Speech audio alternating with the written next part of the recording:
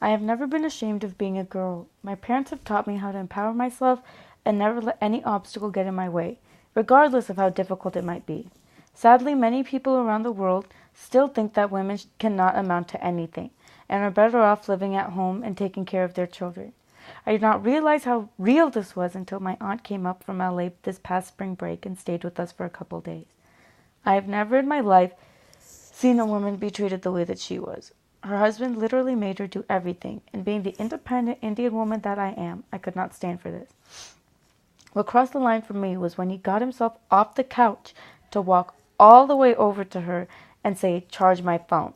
I said very sternly, "If you can get up and walk all the way to her, you can walk all the way to where you charged your phone." He was in shock and didn't talk to me for the rest of their stay. My parents didn't raise me to not fight back, whether it be for myself or for others.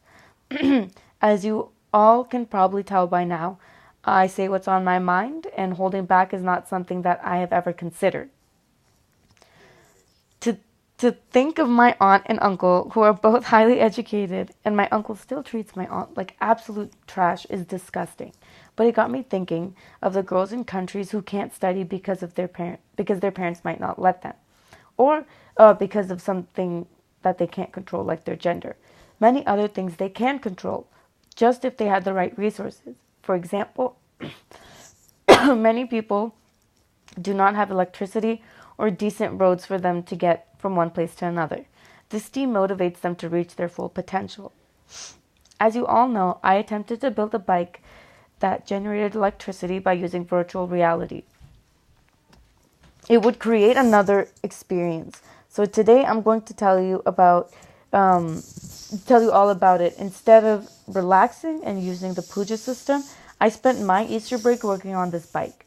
I finished working on it and using all the manpower in my house and the little children that live in our neighborhood. Turns out that I had purchased the wrong battery and the wrong motor. But by the time I had realized it, it was too late for me to change anything else.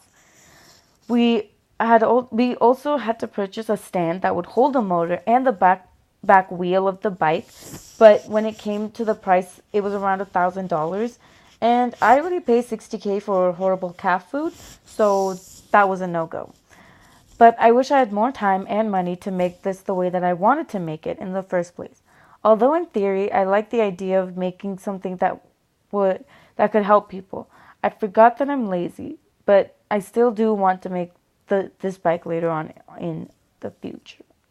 I feel like there are many other things that we could do to improve the education in countries where education of women and the poor is devalued. Mine was just an idea, but yours could be an action. Thank you.